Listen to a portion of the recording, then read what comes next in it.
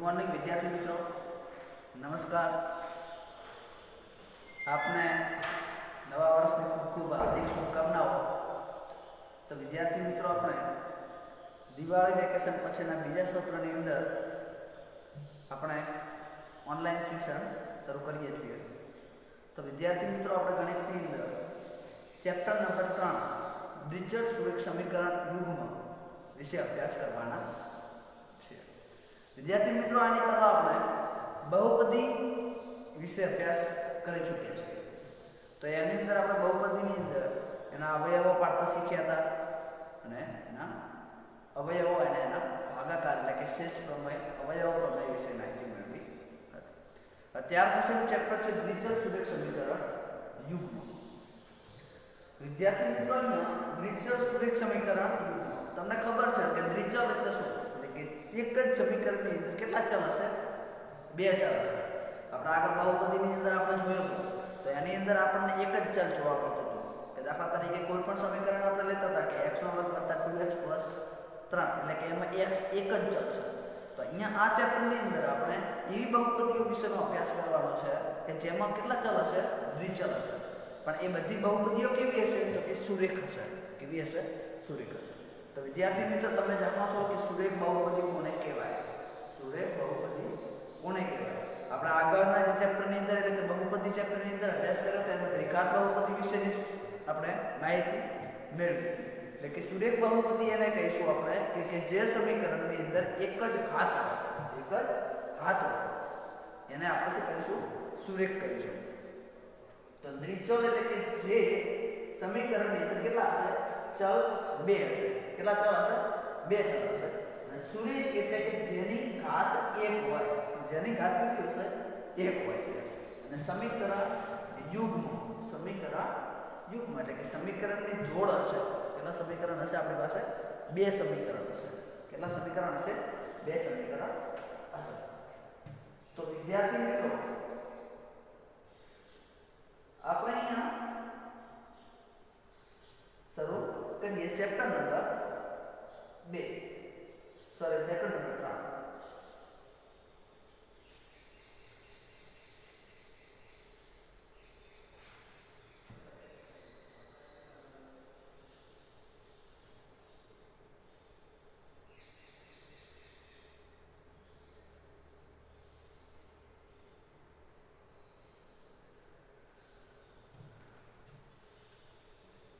પ્રસ્તાવના આપણે જોઈશું। ખાસ વિદ્યાર્થી મિત્રો, આપણે એ ચેક કરવાનું છે કે જે ટોપિક કટ કરેલા છે એ ટોપિક આપણે અહીંયા ભણવાના નથી। એટલે કે એના વિશે ઉપર ચલી માહિતી જ રાખવાની છે। એટલે કે એ પરીક્ષાની અંદર પૂછાવાના નથી। એટલે કે જે અભ્યાસક્રમમાંથી કટ કરે પણ એના વિશે થોડા ઘણી આપણે માહિતી મેળવી લઈશું। ઓકે, તો અહીંયા પ્રસ્તાવની અંદર જોઈએ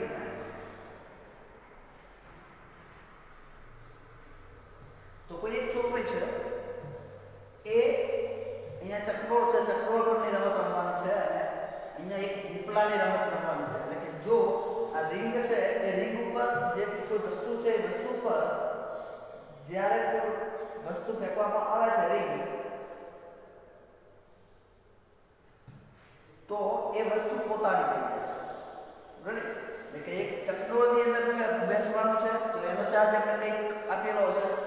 પછી આ રમત રમવા માટે એટલે કે ઉપલા રમત રમવા માટેનો પણ ખર્ચ કંઈક હશે। તો એનો આપણે શું કરવાનું છે? સમીકરણ બનાવી અને એનો આપણે શોધવાનો છે। તો અહીંયા જો પ્રત્યેક વખત ચક્રોળમાં બેસવાનો ખર્ચ ₹3 લીધો હોય, કેટલો? ચક્રોળની અંદર બેસવા માટેનો ખર્ચ કેટલો છે? ₹3 છે। અને આ રમત રમવાનો ખર્ચ કેટલો થાય છે? ₹4 થાય છે। કેટલા રૂપિયા છે? ₹4 છે। તો તમે ચક્રોળમાં બેસવાની સંખ્યા શોધો। તો ચક્રોળમાં બેસવાની સંખ્યા શોધો।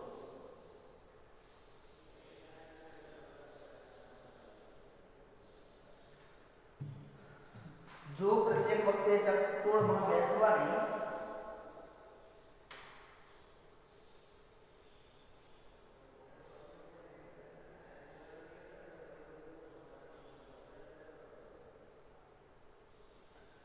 જો પ્રત્યેક ચક્રોળમાં બેસવાનો ખર્ચ રૂપિયા 3 હોય, કેટલા રૂપિયા હોય ખર્ચ? 3 રૂપિયા હોય, અને ઉપલાની પ્રત્યેક રમત રમવાનો ખર્ચ 4 રૂપિયા થતો હોય, તો તમે ચક્રોળમાં બેસવાની સંખ્યા કેવી રીતે શોધી શકશો? અને તે કેટલી વાર ઉપલાની રમત રમી હશે તે કેવી રીતે નક્કી કરશો? તો વિદ્યાર્થી મિત્રો, કુલ ચક્રોળની અંદર બેસવાનો ખર્ચ છે અને રમત રમવાનો ખર્ચ છે. એક વાટકપૂરામાં કેટલા રૂપિયા ખર્ચા છે? 20 રૂપિયા ખર્ચેલા છે. કેટલા રૂપિયા ખર્ચેલા છે? 20 રૂપિયા ખર્ચેલા છે. કેટલા રૂપિયા ખર્ચેલા છે વિદ્યાર્થી મિત્રો? 20 રૂપિયા ખર્ચ્યા છે. તો એને કુલ સવારી કેટલી વખત કરી હશે એ આપણે જોવાનું છે. ઓકે,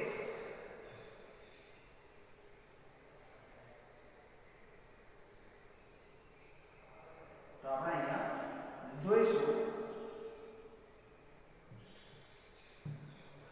પ્રશ્ન છે કે જો તેણે એક વખત સવારી કરી હોય તો તે શક્ય છે? શું બે વખત સવારી કરી હોય? બે વખત સવારી કરી હોય તો શક્ય છે કે નથી એ આપણે જોવાનું છે.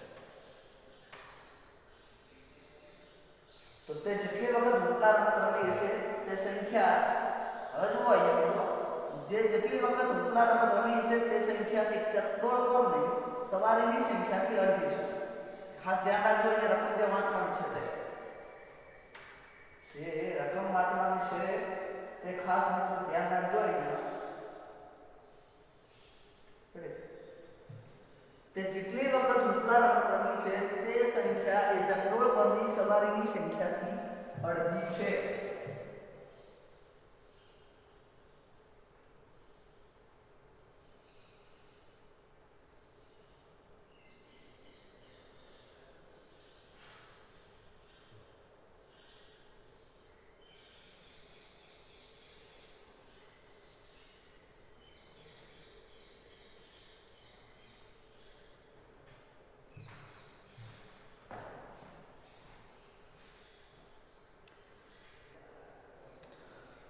તો વિદ્યાર્થી મિત્રો, જેટલી વખત ઉપલા રમત રમી છે એટલે અખિલા નામની છોકરી છે અહીંયા, અખિલા એ જેટલી વખત ઉપલા રમત રમી છે તે સંખ્યા એ ચક્રોળ પરની સવારીની સંખ્યાથી કેટલી છે? અડધી છે. ખાસ ધ્યાન રાખજો, અહીંયા એક પોઈન્ટ પરથી આપણે આખું સમીકરણ બનાવવાનું છે. તો દાખલા તરીકે આપણે ધારી લઈએ, ધારો કે અખિલાની ચક્રોળમાં બેસવાની સંખ્યા તમે ધારી લો x. અખિલાની ચક્રોળમાં બેસવાની સંખ્યા તમે ધારી લો x. अब બીજી કઈ રમત રમવાની છે? તો કે ઉપલા રમત છે. કઈ છે? ઉપલા. તો કે અખિલાની ઉપલા રમવાની સંખ્યા છે y. ઉપલા રમવાની સંખ્યા છે y. ઓકે, હવે જો આ આપણી પાસે જે આપેલ છે એ ખાસ ધ્યાન રાખો, એટલે કે તે જેટલી વખત ઉપલા રમી તે સંખ્યા, જેટલી વખત ઉપલા રમત રમી તે સંખ્યા કઈ સંખ્યા કરતા અડધી છે? તો કે ચકડોળ પરની સવારીની સંખ્યા કરતા અડધી છે. ચકડોળ પરની સવારીની સંખ્યા કરતા અડધી છે.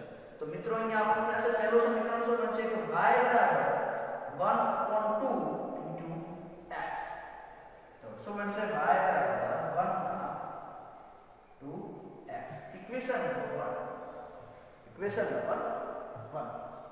ચલો, ત્યાર પછી બીજું કે જો પ્રત્યેક વખત ચક્રોળમાં બેસવાનો ખર્ચ કેટલો હશે?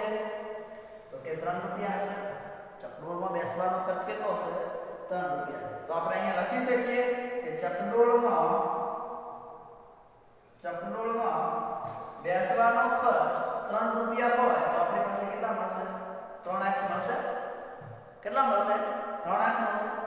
ઉપલા રમત રમવાનો ઉપલા ની પ્રત્યેક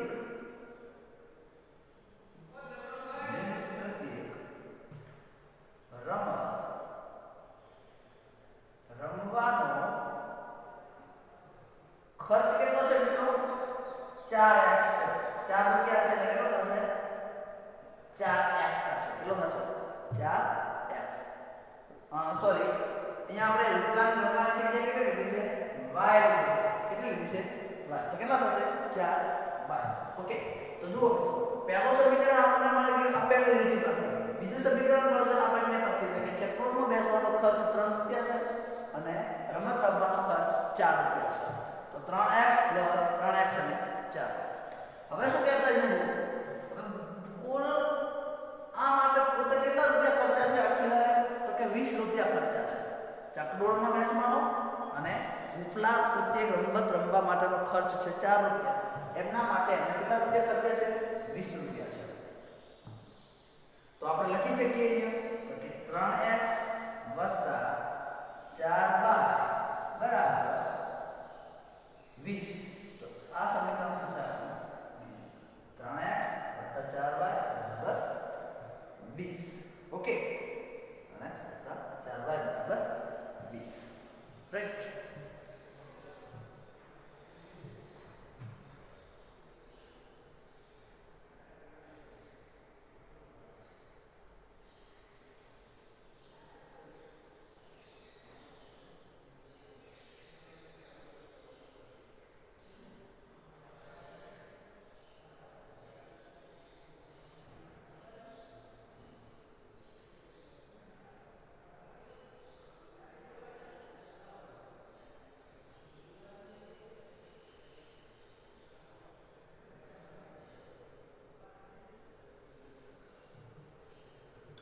તો વિદ્યાર્થી મિત્રો ખાસ ધ્યાન રાખજો.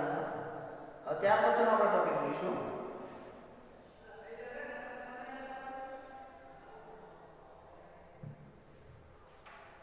દ્વિચલ-સુરેખ સમીકરણ યુગ્મના ઉદાહરણો આપણે જોઈશું. તો પહેલું આપણી પાસે ઉદાહરણ છે 3x + 2y = 5. બીજું ઉદાહરણ છે આપણી પાસે x - 2y - 3 0. એટલે કે x - 0y = 2 એટલે કે x બરાબર 2 માં સમાન. રાઈટ. જો a b અને c એ વાસ્તવિક સંખ્યાઓ હોય, જો a b અને c વાસ્તવિક સંખ્યાઓ હોય અને a અને b એક સાથે શૂન્ય ન હોય તો જે સમીકરણ એ x + by + c ના સ્વરૂપમાં મૂકી શકાય છે અને તેને ચલ x અને ચલ y ના દ્વિચલ-સુરેખ સમીકરણ યુગ્મ કહે છે. દ્વિચલ-સુરેખ સમીકરણ યુગ્મ કહે છે. આપણે સામાન્ય રીતે કહી શકીએ છીએ કે જે શરત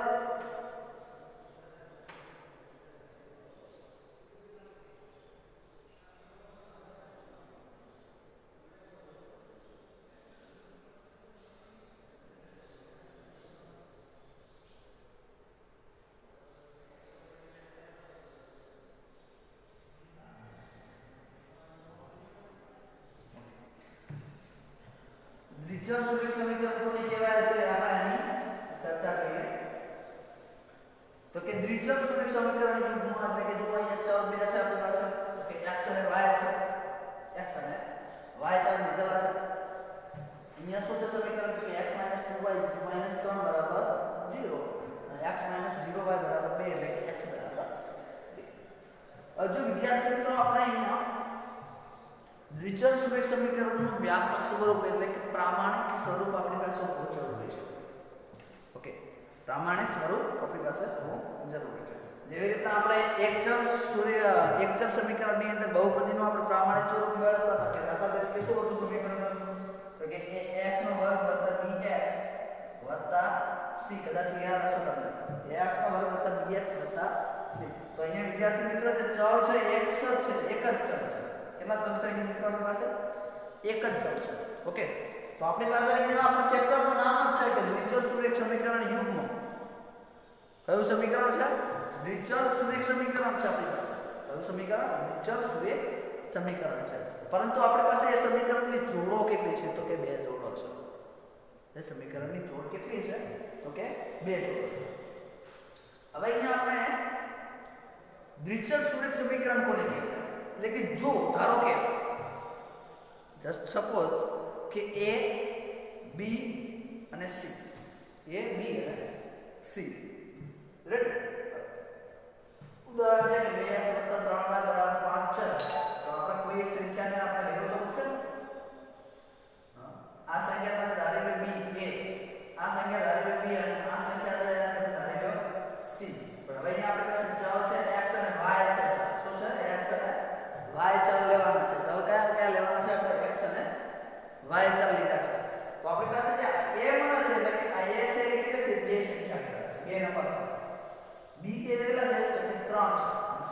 5 છે તો કે એ બી અને સી શું છે એ બી અને સી શું છે તો એ વિદ્યાર્થી મિત્રો એ વાસ્તવિક સંખ્યાઓ લેવાની છે આપણે તમે ઓલરેડી પહેલા ચેપ્ટરની અંદર ભણી ચૂક્યા છો કે વાસ્તવિક સંખ્યાઓ કોને કહેવાય છે આપણે એની અગાઉ ચર્ચા કરી ચૂક્યા છે તો કે જો a b અને c એ વાસ્તવિક સંખ્યાઓ હોય ઓકે અને a અને b એક સાથે શૂન્ય ના હોય ખાસ ધ્યાન રાખજો મિત્રો અહીંયા બંને એટલે કે જે તમારી પાસે જે સમીકરણ છે એટલે કે 2x 3y છે 2x 3y છે આ બંને સંખ્યા એક સંગાથે કોઈ દિવસ 0 ના આવી હોવી જોઈએ આ બંને સંખ્યાઓ એક સાથે 0 હોવી જોઈએ નહીં એક સાથે 0 હોવી જોઈએ નહીં એટલા માટે મેં લખ્યું છે કે a અને b એક સાથે શૂન્ય ન હોય તો જે સમીકરણોને ax + by +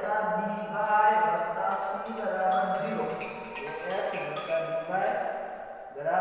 0 ના સ્વરૂપમાં મૂકી શકાય છે ખાસ ધ્યાન રાખજો જે સમીકરણને ax + by + c = 0 ના સ્વરૂપમાં મૂકી શકાય છે તેને ચલ x અને ચલ y ના દ્વિચલ સુરેખ સમીકરણ કહે છે અંડરસ્ટેન્ડ શું છે અહીંયા પોઈન્ટ કે આપણે કોઈ સંખ્યાઓ ધારવાની છે અને એ સંખ્યાઓ વાસ્તવિક સંખ્યાઓ હશે એટલે કે વાસ્તવિક સંખ્યાઓ આપણે કઈ ધારીએ છીએ તો કે a b અને c a b અને c તો કે a b અને c એ શું કેવી સંખ્યાઓ હશે નહીં તો કે વાસ્તવિક સંખ્યાઓ હોવી જોઈએ પણ a અને b એક સાથે શૂન્ય હોવા જોઈએ નહીં તો આપણને સમીકરણ કયું મળશે તો કે ax + by + c = 0 સ્વરૂપમાં મૂકી શકાય તો તેને ચલ x અને ચલ y ના દ્વિચલ સુરેખ સમીકરણો કહે છે ઓકે હવે જો મિત્રો અહીંયા આપણે જે અહીંયા લખ્યું છે એની શરતને કેવી રીતના દર્શાવી શકાય છે જો તો કે a અને b એક સાથે શૂન્ય ન હોઈ શકે એક સાથે શૂન્ય ન હોઈ શકે તે સામાન્ય રીતે a² + b² શું છે a² + b² not equal to 0 a² + b² not equal to 0 વડે દર્શાવી શકાય છે આવા સમીકરણના ઉકેલના મૂલ્યોની એક x અને બીજો y એમ એક જોડ મળે છે અને સમીકરણની બંને બાજુઓ સમાન હોય તો આપણી પાસે જો મિત્રો હવે અહીંયા તમે આપણી પાસે તમારી પાસે બે સમીકરણ આવા હોય બરાબર આ બે સમીકરણ છે જે બે સમીકરણ છે હવે જો આવા સમીકરણ તમારી પાસે બે સમીકરણ હશે તો તમને ઉકેલ કેટલા મળશે મિત્રો બે ઉકેલ મળશે કેટલા ઉકેલ મળશે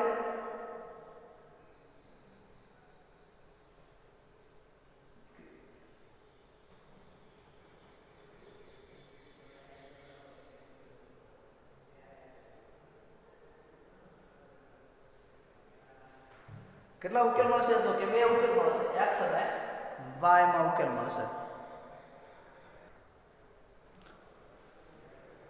તો વિદ્યાર્થી મિત્રો તો આપણે આગળ સમજી ચૂક્યા છીએ તો જુઓ આપણી પાસે કોઈ સમીકરણ છે કે 2x + 3y = 5 2x + 3y = 5 right હવે જો તમારી પાસે અહીંયા કેટલા ચલ છે તો કે બે ચલ છે કેટલા ચલ છે બે ચલ છે x અને y કેટલા ચલ છે x અને y તો વિદ્યાર્થી મિત્રો x = 1 કિંમત મૂકો અને y = 1 કિંમત x = 1 કિંમત મૂકો અને y = 1 મૂકો તો ડાબા જો આ ભાગ છે બરાબર નહીં ડાબી સાઈડનો ભાગ એને ડાબા કહેવાય જમણી સાઈડનો ભાગને જમા કહેવાય ઓકે તો ડાબા બરાબર જુઓ x બરાબર કેટલા છે તો કે 1 તો કે જ્યાં x દેખાય છે ત્યાં કેટલા મૂકશો 1 તો 2 કૌંસમાં 1 પ્લસ 3 * 1 તો 2 * 2 પ્લસ 3 * 3 2 + 3 કેટલા થશે 5 તો એ તમારો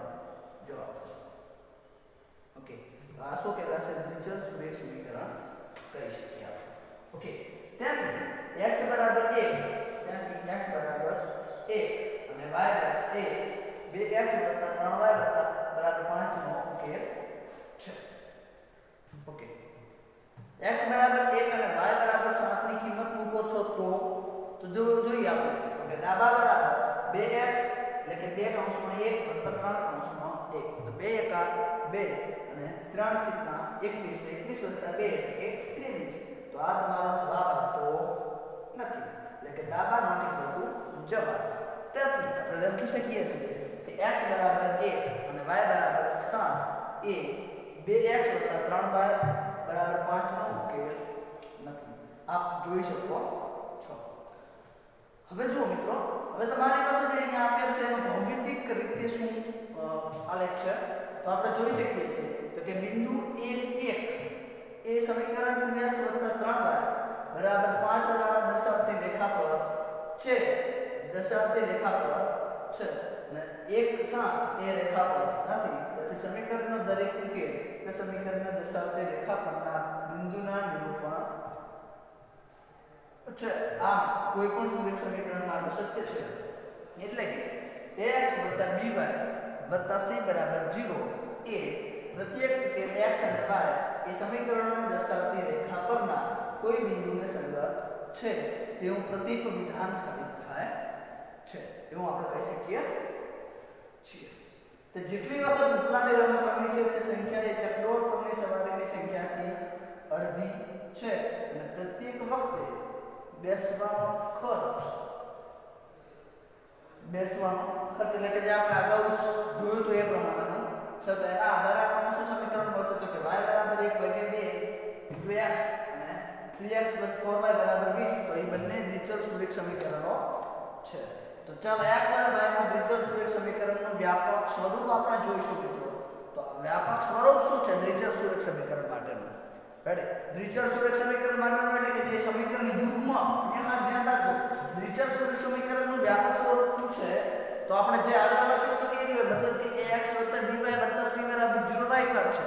પણ અહીંયા તમારી પાસે દ્વિચલ સુરેખ સમીકરણ યુગ્મનું માંગ્યું છે. જો તમે જોજો શેનું માંગ્યું છે? દ્વિચલ સુરેખ સમીકરણ યુગ્મનું માંગેલું છે. તો એનો આપણી પાસે શું છે તો કે a1x + b1y + c બરાબર 0 છે. a1x + b1y + c બરાબર 0 અને a2x + b2y બરાબર + c2 બરાબર 0. અહીંયા a1 b1 c1 a2 b2 c2 એ બધી વાસ્તવિક સંખ્યાઓ છે. જે પ્રમાણે આપણે દ્વિચલ સુરેખ સમીકરણની અંદર જે વ્યાખ્યા કરી હતી કે s2 + b2 is not equal to 0 હતું તો સેમ કન્ડિશન અહીંયા છે મિત્રો. પણ અહીંયા a1 અને b1 a અને b ની જગ્યાએ શું છે તો કે 1 અને a1 અને b1 a2 અને b2 તો કે a1² + b1² not equal to 0 અને a2² + b2² is equal to not equal to 0. તો કે આ સમીકરણ યુગ્મનું એનું શું થશે? વ્યાપક સ્વરૂપ થશે. દાખલા તરીકે આપણે જોઈ શકીએ છીએ કે 2x + 3y - 7 બરાબર 0, 9x - 2y + 8 બરાબર 0. તો આપણો એક શું કહેવાય સમીકરણ કહેવાશે. રાઈટ, જેવી રીતના 5x - y 5x બરાબર y અને -7x + 2y બરાબર 3 બરાબર 0 આપણો સમીકરણ યુગ્મ છે. x + y બરાબર 7 અને 17 બરાબર y આ બધા કેવા છે તો કે આ બધા સમીકરણ યુગ્મો છે. આ બધા સમીકરણ યુગ્મો છે. તો ભૌમિતિક રીતે દ્વિચલ સુરેખ સમીકરણ એ ભૌમિતિક મતલબ કે આલેખાત્મક રીતે ભૌમિતિક રીતે દ્વિચલ સુરેખ સમીકરણ એ સમીકરણને રેખા નિર્દેશ કરે છે. શું કરે છે? રેખા નિર્દેશ કરે છે. રાઈટ, પછી ત્યાર પછીનું શું છે તો કે દ્વિચલ સુરેખ સમીકરણ યુગ્મનું આલેખાત્મક સ્વરૂપ એ બે રેખાઓ એક સાથે દર્શાવે છે. તો કે દ્વિચલ સુરેખ સમીકરણનું આલેખાત્મક સ્વરૂપ શું છે? આલેખાત્મક સ્વરૂપ એ કેવું દર્શાવે છે તો કે બંને રેખાઓ એક સાથે દર્શાવતી હોય છે. એવી રીતના દર્શાવે છે. આપણે જોઈ શકીએ છીએ. તો વિદ્યાર્થી મિત્રો આપણે આગળ જોઈશું હવે.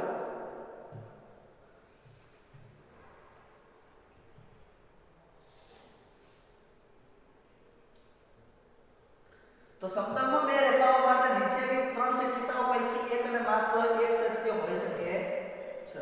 તો કે સમતલની અંદર બે રેખાઓ માટે નીચેની ત્રણ શક્યતાઓ પૈકીની એક અને માત્ર સત્ય એક જ હોઈ શકે છે. હવે સમતલ છે, આમાં આપણી પાસે ત્રણ વસ્તુઓ આપેલી છે. રેડી?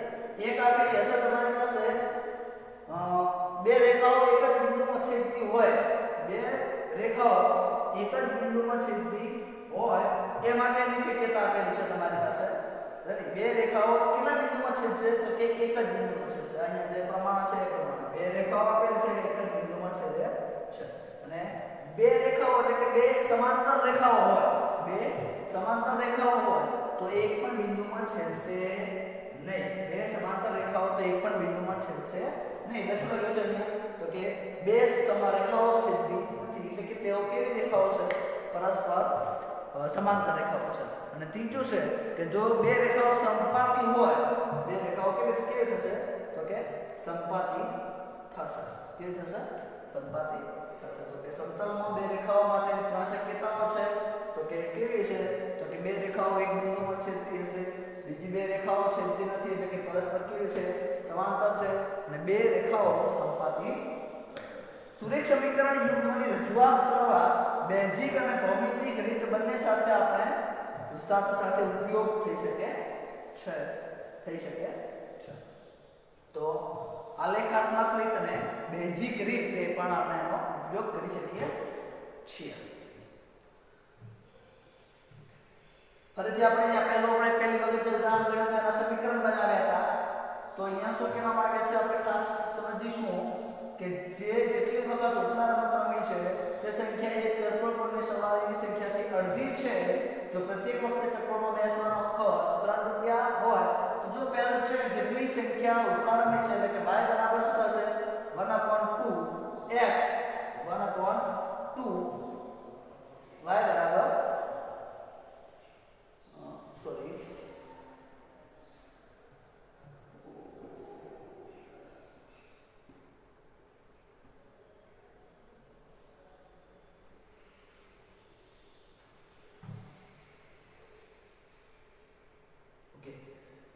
શું કહે છે કે જેટલી વખત રમીએ છે એના આપણે સમીકરણ તો આગળ બનાવી ચૂક્યા છીએ.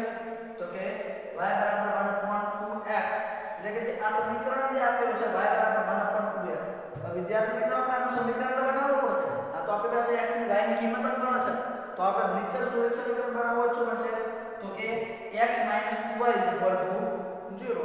આ બે જે છે અહીંયા ભાગાકારમાં છે તો બરાબર પેલી બાજુ જશે શું થશે? ગુણાકારમાં થશે. તો એ શું થશે? 2y.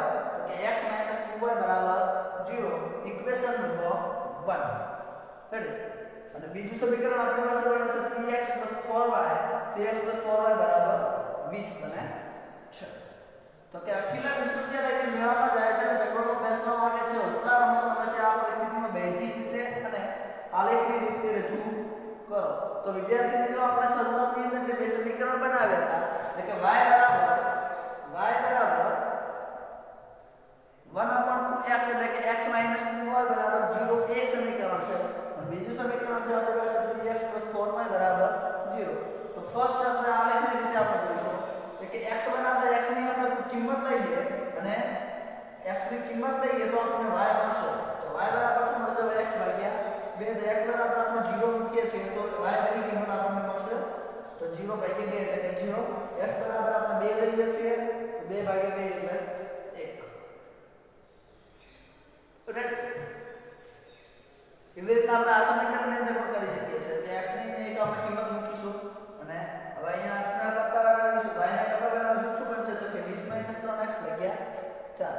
x બરાબર આપણે કેટલા લઈએ છીએ? 0 લઈએ. તો x બરાબર આપણે 0 લઈએ તો જે તમને x દેખાય છે આ અહીંયા કોણ નાખશે તો એ જગ્યા ઉપર શું મૂકવાના છે? 0. તો 20 - 3 માઉસમાં 0 એટલે કે 3 × 0 એટલે કેટલા થશે? 0 થશે. તો કે 20 ભાગ્યા 4 એટલે કે 5 આવશે. કેટલા આવશે? 20 ભાગ્યા 5 એટલે. ત્યાર પછી આપણે x બરાબર 20 ભાગ્યા 3 મૂકવાના છે. તો x ભાગ્યા 20 બરાબર 20 ભાગ્યા 3 મૂકીએ તો આપણને y કેટલા મળશે? 0 મળશે. અને x બરાબર 4 આપણે મૂકીએ તો y ની કિંમત આપણને મળશે 2 મળશે. કેટલી મળશે? 2 મળશે. તો યાદ રાખો કે દરેક સુરેખ સમીકરણને અનંત ઉકેલો છે તેથી તમે કોઈ પણ બે મૂલ્ય પસંદ કરી શકો છો. આપણે જે પસંદ કર્યા છે તે મૂલ્ય પસંદ કરવા જરૂરી નથી. હવે વિદ્યાર્થી મિત્રો તમને કદાચ કોઈ એવો પ્રશ્ન થતો હશે કે સર આપણે x ની કિંમત કે 0 અને 2 લેવી ફરજિયાત છે તો એવું ફરજિયાત નથી. તમારે જે મૂલ્ય લેવા હોય તમે લઈ શકો છો.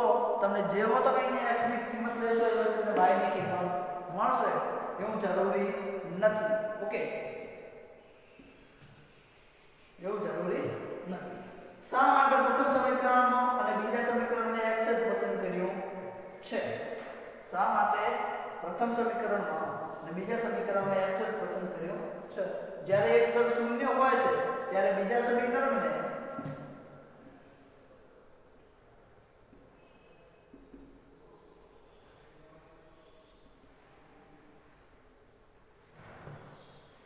જ્યારે એક ચલ શૂન્ય હોય છે ત્યારે સમીકરણ એક ચલ સુરેખ સમીકરણ મળશે તે સરળતાથી આપણે ઉકેલી શકાય છે. શા માટે આપણે બધાની અંદર આપણે x બરાબર 0 જ પ્રકારો પસંદ કરીએ છીએ? તો કે એનું કારણ એવું હોય છે કે કોઈ પણ એક ચલ શૂન્ય આપણને મળી જાય છે. એક ચલ આપણને શૂન્ય મળી જાય છે તો જ્યારે તમે એને આલેખાત્મક દ્રષ્ટિએ આપણે દર્શાવીએ છીએ ત્યારે આપણે એને સરળતાથી ઉકેલી શકાય છે અને સરળતાથી આપણે દર્શાવી શકીએ છીએ. ઓકે, અહીંયા આપણે જોઈ શકીએ છીએ તો કે x બરાબર 0 મૂકીએ છીએ તો કેવી રીતના આપણને કિંમત મળે છે એ દર્શાવીએ તો કે 4y બરાબર 20 મળે છે તો y બરાબર શું મળશે? 5 મળશે. ત્યાર પછી આપણે એમને એમ જ છે કે y બરાબર 20 ભાગ્યા 3 મૂકીએ અથવા તો y બરાબર 0 મૂકીએ છીએ તો x બરાબર શું મળશે? 3x બરાબર 20 તો 20 ભાગ્યા 3 મળશે. મિત્રો આ બધી સિમ્પલિફિકેશન છે અને જે આપણે ગણતરી કરતા ધોરણ 10 માં 6 એટલે તમને આવડતું છે એવું માની લઉં છું.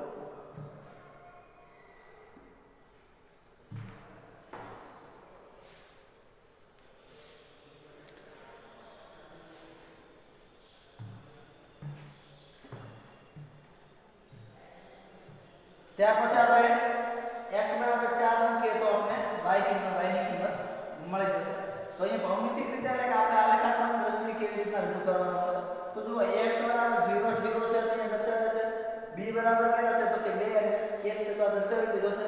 પછી 0 અને 5 છે 20 ભાગ્યા 3 અને 4 ભાગ્યા 2 તે આપણે અંદર દર્શાવી દીધા છે. એ પ્રમાણે આપણને અહીંયા રેખા મળી ચૂકી છે તો કે જે એક જ બિંદુમાં છેદે છે. એક જ બિંદુમાં છેદે છે અને આ આપણે શું કરીએ છીએ? આલેખાત્મક રજૂઆત કહી શકીએ છીએ. રેડી? કોઈ ડાઉટ હોય તો આપણે WhatsApp ની અંદર મેસેજ કરી શકો છો. બે સમીકરણો દર્શાવતી બે રેખાઓ પરસ્પર બિંદુ કયા બિંદુઓ છેદે છે તો કે 4 ને 2 જ છેદે છે. રેડી? પરસ્પર q બિંદુ છે અને x અને y આપણને ચલ મળે છે. ઓકે,